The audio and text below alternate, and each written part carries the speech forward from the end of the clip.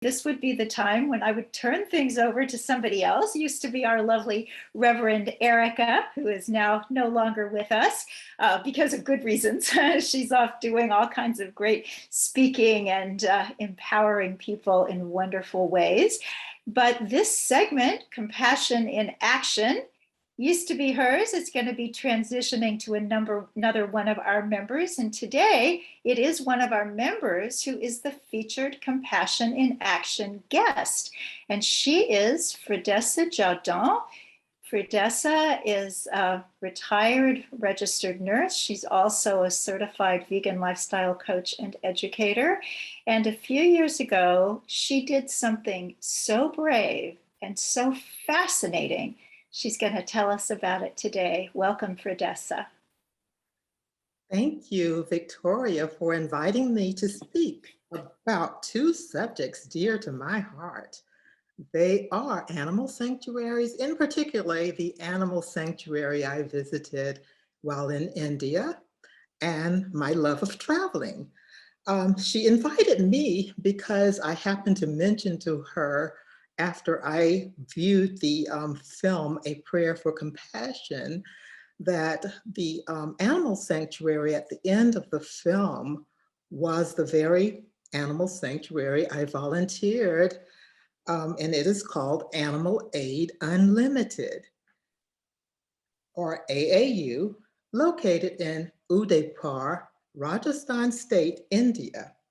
I spent a week there in October of 2019 and returned in February of 2020, but was only there for one day when travel was shut down in March of 2020.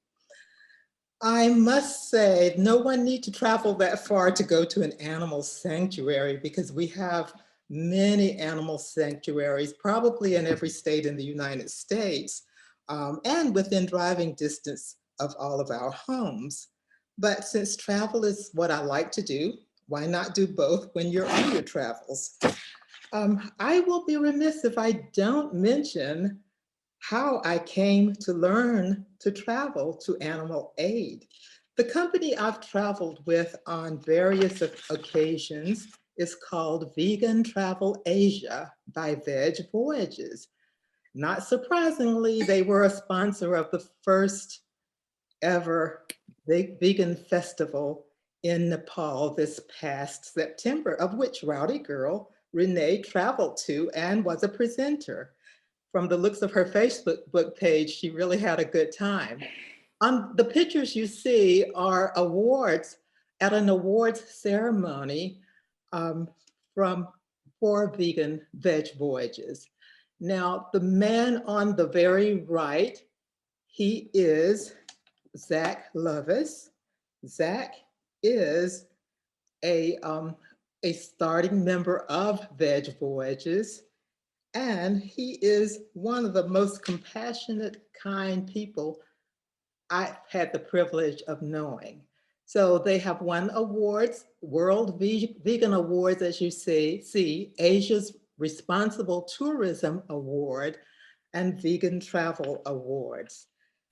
So the Vegan Travel Asia was founded by 5 friends from 4 different cultures and faiths and began with 3 different adventures only in India. Presently, there are 27 cultural adventures in 10 different countries in Asia and Southeast Asia. It is the first vegan travel company to win Vegan Travel Awards. With Vegan Travel Asia, you don't just go to a country to visit the monuments and sites, but one is immersed in the community to learn about the local culture and their ways and traditions of life, the animals you learn about, and a little of the language. We provide assistance to the communities in any way we can, all while enjoying 100% vegan foods. Vegan Travel Asia believes veganism is about much more than what we eat.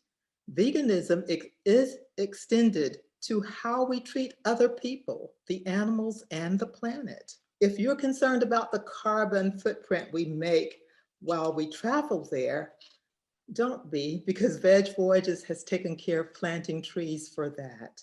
All the adventures involve volunteering at grassroots humanitarian projects and animal rescue centers and wildlife protection and conservation sanctuaries. A founding principle of Veg Voyages is to create a cruelty-free travel experience in which no living being is ever exploited. This is what brought me to Animal Aid. As you see on the pictures on the screen, there's a co-traveler of mine who was at Handicap Heaven. Handicap Heaven is one of my most favorite places to visit in Animal Aid. They have a number of kennels, but Handicap Heaven is where many of the dogs are kept that are handicapped. Animal Aid Unlimited was founded in 2002 by an American family from Seattle, Washington. Jim Evans, Erica Abrams, and their daughter, Claire. In 1995, they loved visiting India.